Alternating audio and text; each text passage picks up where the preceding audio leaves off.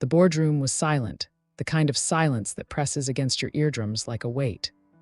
Around the long, polished table, the directors of Yahoo sat stiffly, their faces unreadable masks of corporate composure. At the head of the table, Daniel Evers, once the golden boy of Silicon Valley, the man brought in to revitalize the fading tech giant, sat with his hands folded, his knuckles white. The air smelled of expensive coffee and tension. A single folder lay in the center of the table, its contents damning. It had started with an anonymous email, a tip sent to the board's internal compliance team suggesting that Evers's academic credentials weren't quite what they seemed.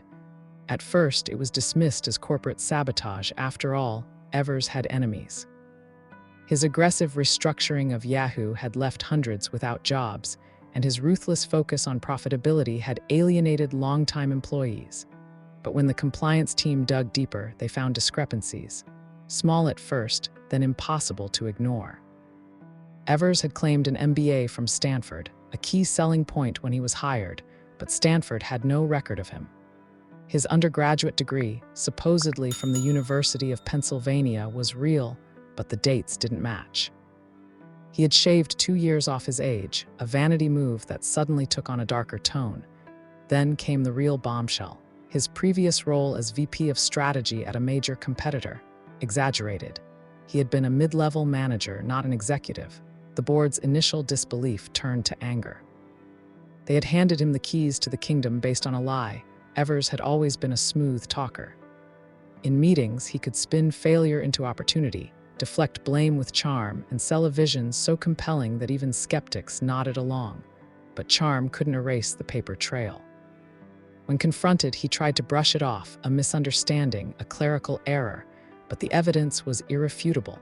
The emergency board meeting was called within hours.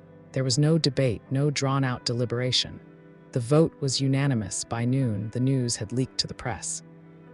Headlines exploded across tech blogs and financial networks. Yahoo CEO ousted after resumed fraud. Employees whispered in the halls, some shocked, others grimly satisfied. Investors panicked, sending Yahoo's stock tumbling. Evers was escorted out of the building by security, his personal items handed to him in a cardboard box. He didn't look back. In the days that followed, the fallout spread. Legal teams debated whether to sue for damages. Recruiters who had placed Evers scrambled to distance themselves. Analysts questioned how such a high-profile fraud had slipped through Yahoo's vetting process.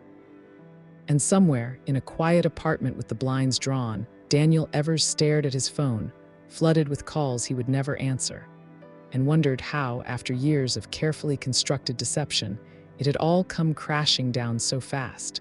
The tech world moved on, as it always did. Yahoo installed an interim CEO, issued carefully worded statements about integrity and transparency, and promised stricter background checks. But the scandal lingered like a stain, a cautionary tale about the price of lies in an industry built on trust. And for Daniel Evers, the man who had gambled his reputation on a fabricated past, there would be no second act. The truth, once uncovered, was merciless.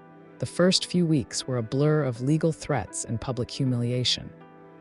Daniel Evers had gone from Silicon Valley's comeback kid to a cautionary tale in the span of a single news cycle. Reporters camped outside his Palo Alto home, snapping photos of him through tinted car windows. His LinkedIn profile was scrubbed, his endorsements vanished, and his once loyal network of industry contacts had gone radio silent. The only calls that came through were from lawyers, his own, Yahoo's, and a growing list of shareholders looking for someone to blame. The lawsuit arrived on a Tuesday morning, delivered by a stone-faced process server. Yahoo was suing him for fraud, breach of contract, and restitution of his $20 million signing bonus. Legal analysts debated whether the company had a strong case, but the court of public opinion had already ruled. Evers's reputation was ash. He spent his days holed up in his home office, blinds drawn, scrolling through headlines that dissected his downfall with clinical precision. How did he fool everyone? What does this say about corporate oversight? Is lying on a resume ever justified? The think pieces were endless. Then came the SEC inquiry. A whistleblower from Yahoo's finance team had tipped off regulators, suggesting that Evers may have manipulated earnings reports to inflate stock prices during his tenure. If proven, it wouldn't just be a civil matter, it could mean prison. His lawyers advised him to settle quickly, but Yahoo's board, furious and embarrassed, wanted blood. They leaked damaging details to the press, ensuring the story stayed alive. Meanwhile, in the tech world, the scandal became a punchline. Memes circulated of Evers photoshopped into fake diplomas. Late-night hosts joked about alternative facts on resumes. But beneath the humor was a real unease. Executives across Silicon Valley quietly ordered audits of their own leadership teams, paranoid that another imposter lurked among them. Recruiting firms tightened background checks, and HR departments added new layers of verification. The era of the inflated resume, it seemed, was over. Then, one evening, an unexpected email arrived. The sender's name made Evers's breath catch: Markus Rylan. The reclusive billionaire founder of Apex Systems, one of the few tech giants Evers had never crossed paths with until now. The message was brief: "You're being scapegoated. Meet me, discreetly." Evers hesitated. Was this a trap, a journalist fishing for a confession, or something worse? But he had nothing left to lose. He replied, "They met at private airfield outside Reno, where Rylan kept a hangar for his jets." The man himself was shorter in person, his sharp eyes scanning Evers with cold curiosity. "You got reckless," Rylan said by way of greeting. "But you're not the only one who's ever lied to get ahead in this business. You're just the only one who got caught." Evers said nothing. Rylan smirked. "Yahoo's board is using you to cover their own incompetence. They didn't vet you, fine, but they also didn't question your results." Stock was up. Revenue was climbing. They didn't care how you did it until they had to. He leaned in. "I have a proposition for you." Evers listened as Rylan laid out his plan. Apex was acquiring struggling startups, quietly absorbing their tech and talent. Some of these companies had secrets, regulatory shortcuts, intellectual property theft, data privacy violations. "I need someone who knows how to navigate gray areas," Rylan said. "Someone who understands that in this industry, the rules are just suggestions." Evers knew what Rylan was really offering: redemption. A chance to disappear into the shadows of Silicon Valley's underbelly, where truth was flexible and lies were currency. It was dangerous, it was unethical, but it was also his only play left. He took the deal. 3 months later, a small tech blog ran a speculative piece about a mysterious new executive at an Apex subsidiary, unnamed, but described as a controversial former CEO with a knack for turnaround strategies. The story gained little traction. By then, the world had moved on to the next scandal. And Daniel Evers, once the disgraced face of corporate fraud, had become a ghost. Daniel Evers operated in the shadows now. Officially, he didn't exist at Apex Systems. No employee badge, no public profile, no name on any org chart. His workspace was a secure floor in an unmarked Apex subsidiary, accessible only by biometric scan. His team was small, handpicked by Rylan. Engineers with questionable ethics, lawyers who specialized in loopholes, and former intelligence operatives who knew how to make problems disappear. Their mission was simple: identify failing startups with valuable tech, acquire them quietly, and extract anything useful before dissolving the remains. The first target was a struggling AI firm called Neuralink. Their pitch had been revolutionary: an algorithm that could predict human behavior with unsettling accuracy, but their financials were a disaster. Evers dug in and found the truth. Neuralink hadn't just predicted behavior, they'd manipulated it. Secret experiments, unconsented data harvesting, a classified Pentagon contract gone wrong. The founders were desperate to offload their mess before regulators noticed. Evers offered them a lifeline, a buyout, just enough to cover their debts with no questions asked. They signed within hours.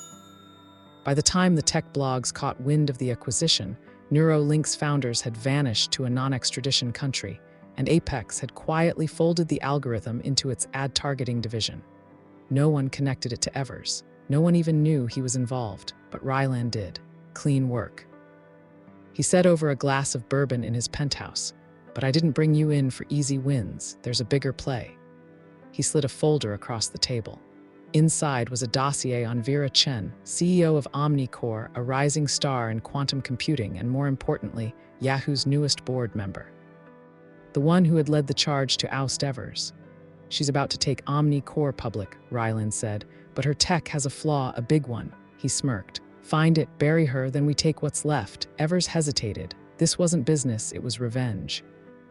But then he remembered the way Chen had looked at him during his final board meeting, the cold satisfaction in her eyes as the vote went through. He opened the dossier. Chen was careful, but everyone had weaknesses.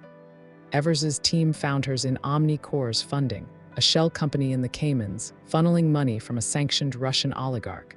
Not illegal if you were clever, and Chen was, but disastrous if exposed before an IPO. The leak came from a concerned whistleblower, an apex contractor, to a financial crimes blog. Within hours, regulators froze Omnicore's offering. Chen's face was everywhere, this time in scandal. She denied everything, but the damage was done. Investors fled. Stock options collapsed. And then, like vultures, Apex moved in, not with a hostile bid, but a rescue package. Apex would save Omnicore from insolvency in exchange for 51% ownership. Chen had no choice but to agree. The day the deal closed, Evers stood in the back of the boardroom, watching as Rylan took her seat at the head of the table. Chen never saw him. That night, Rylan handed Evers a keycard to Apex's executive suite. "You're not a ghost anymore," he said. "Welcome back." But as Evers rode the elevator up to his new office, he caught his reflection in the polished steel doors. The man staring back was a stranger, ruthless, unrecognizable. He had survived, he had won, and for the first time since his fall, he wondered what it had cost him. The keycard in Evers's hand felt heavier than it should have. The elevator climbed, floors ticking by in silent succession, each one carrying him further from the man he used to be. When the doors opened, the hallway ahead was sleek and empty, lined with frosted glass doors bearing no names, just numbers. His was at the end. Inside, the office was pristine, floor-to-ceiling windows overlooking the city, a minimalist desk, a single chair, no personal effects. No trace of identity. It was a room designed for someone who existed only in transactions. Rylan's voice echoed in his memory. "You're not a ghost anymore." But Evers knew better. He sat at the desk and powered on the monitor. Apex's internal dashboard glowed to life, projects, acquisitions, black box ventures scrolling past in an endless stream. He clicked into Omnicore's files, watching as Chen's life's work was dismantled line by line, absorbed into Apex's labyrinth of patents and subsidiaries. She would never recover from this, just like Yahoo never recovered from him. A notification blinked in the corner of the screen. Encrypted, he opened it. "You owe me." No signature, no context, but Evers knew. The whistleblower who had exposed his lies at Yahoo, the one who had sent that first anonymous email, they'd found him again. And this time, they weren't after his reputation. They wanted leverage. He leaned back, staring at the ceiling. He could trace the message, root out the threat. He had the resources now, or he could ignore it, pretend it never came. But the truth slithered through his thoughts, unavoidable. He had built his resurrection on the same lies that destroyed him. The monitor flickered. Another message appeared. "Meet me tonight where it began." Evers exhaled. He knew the place. The Yahoo headquarters parking lot was empty at midnight. Evers stood near the spot where security had escorted him out months earlier, the air cool against his skin. A figure emerged from the shadows, a woman, her face obscured by a hoodie. When she pulled it down, Evers's pulse spiked. Lena Torres, former Yahoo compliance officer, the one who had first flagged his resumed discrepancies. The one he'd assumed was just doing her job. "You didn't think I'd disappear, did you?" Her voice was calm, but her eyes burned. "I watched you lie your way to the top. I watched the board reward you for it until they couldn't ignore the truth anymore. And now you're doing it all over again." Evers clenched his jaw. "What did you want?" "Not money." She stepped closer. "I want you to burn Rylan down." He laughed hollow. "Why would I do that?" "Because you're not a billionaire, you're a tool, and when he's done with you, you'll vanish for good." She pulled out a thumb drive. "This is everything. His off-book deals, the Neuralink cover-up, the oligarch money, enough to sink Apex and take you with it." Evers stared at the drive. Or you leak it yourself, be the whistleblower, walk away clean." She tilted her head. Your choice. The next morning, financial networks erupted with the news. Apex Systems implodes in fraud scandal. CEO Markus Rylan arrested. The source of the leak was anonymous, the evidence meticulous. In a cafe halfway across the world, a man with sunglasses watched the coverage on a muted TV. His phone buzzed, a single message from an unknown number: "You're free. Don't waste it." He powered off the phone and dropped it into a trash bin. Then he stood, walked into the sunlight, and disappeared.